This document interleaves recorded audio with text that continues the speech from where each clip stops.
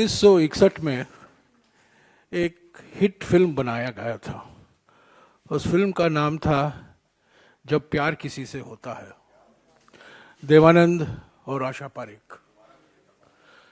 और उस फिल्म का एक हिट गाना था, आपको भी याद होगा, 100 साल पहले मुझे तुमसे प्यार था, आज भी है कल भी रहेगा।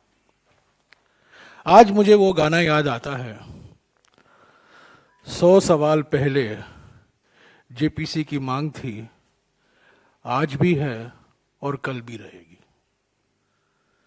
आज आप जानते हैं कि 5 फरवरी से रोज हम 3 सवाल प्रधानमंत्री से पूछते आ रहे हैं। आज 100 सवाल पूरे हो गए। ये सवाल हम अडानी से नहीं पूछ रहे हैं, ये सवाल हम प्रधानमंत्री जी से पूछ रहे हैं, सरकार से पूछ रहे हैं। इन 100 सवालों के बारे में जो संदर्भ है, कैसे तैयार किया गया, मेरे साथी अमिताभ दुबे इस पर आपको जानकारी देंगे, क्योंकि ये पिछले 1.5 महीने से सुबह दोपहर शाम रात इन सवालों में लगे हुए हैं। मैं कहना चाहता हूं कि सुप्रीम कोर्ट ने जो समिति बिठाई है, विशेषज्ञों की समिति, जाने माने विशेषज्ञ हैं, ये समिति अडानी केंद्रित समिति है। ये अडानी से सवाल पूछेंगे। हम जो सवाल कर रहे हैं अडानी से नहीं कर रहे हैं, हम प्रधानमंत्री जी से कर रहे हैं, सरकार से कर रहे हैं। ये सवाल सुप्रीम कोर्ट की समिति द्वारा नहीं किया जा सकता। वो सोचेंगे भी नहीं, उनको हिम्मत भी नहीं होगी इन सवालों पर विचार करने के लिए। ये सिर्फ जेपीसी में ही उठाया जा सकता है। जेपीसी में बीजेपी के अध्यक्ष होंगे, बहुमत बीजेपी की होगी, पर उसके बावजूद विपक्ष को एक मौका मिलेगा इन सवालों को उठाने के लिए। जवाब आएगी सरकार की ओर से और ये सब रिकॉर्ड में जाएगा। 1992 में हर्षद मेहता घोटाले के समय जेपीसी की मांग उठी थी विपक्ष की ओर से।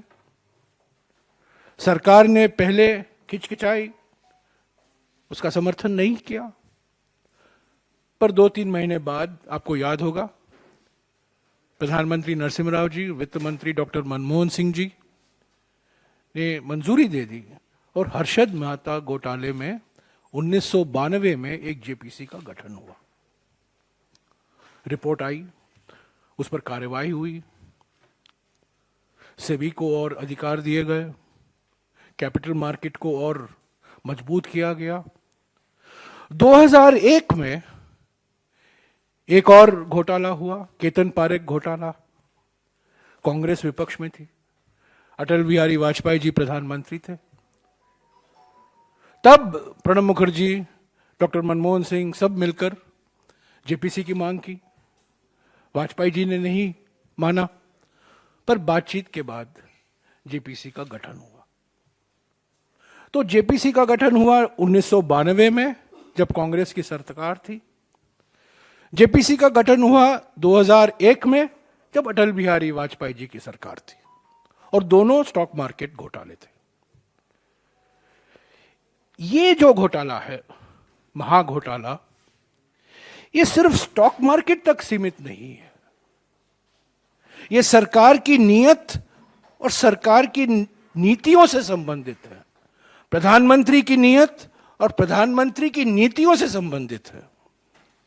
ये सवाल इसीलिए हम कर रहे हैं। हम ये नहीं कह रहे हैं चुप्पी तोड़िए गौतम अडानी जी, हम कह रहे हैं चुप्पी तोड़िए प्रधानमंत्री जी। और यही मौलिक अंतर है सुप्रीम कोर्ट समिति और जेपीसी के बीच में। ये सुप्रीम कोर्ट समिति सरकार से कोई सवाल नहीं करेगी, सरकार को क्लीन चिट दे देगी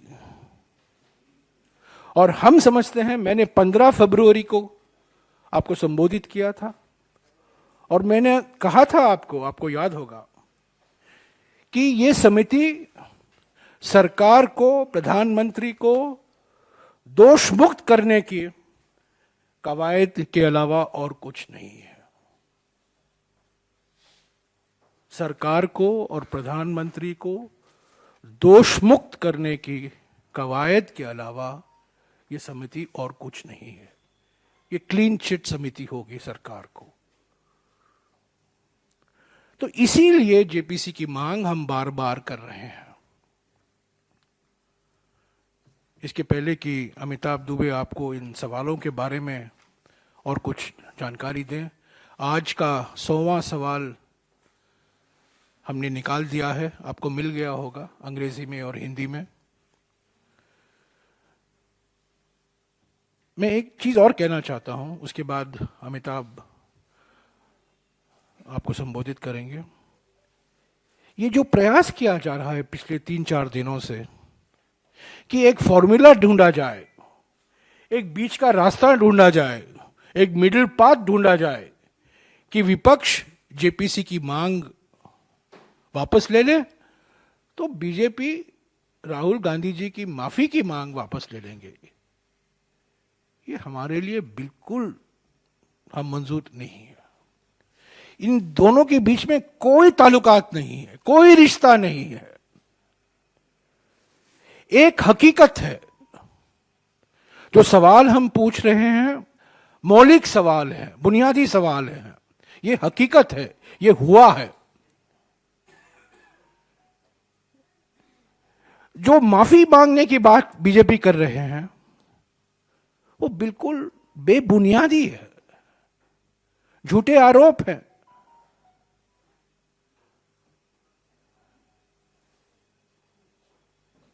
तो इन दोनों के बीच में ये कहना कि आप ये वापस लीजिए तो हम माफी मांगने की बात वापस लेंगे, हम सौदा करने के लिए तैयार नहीं है।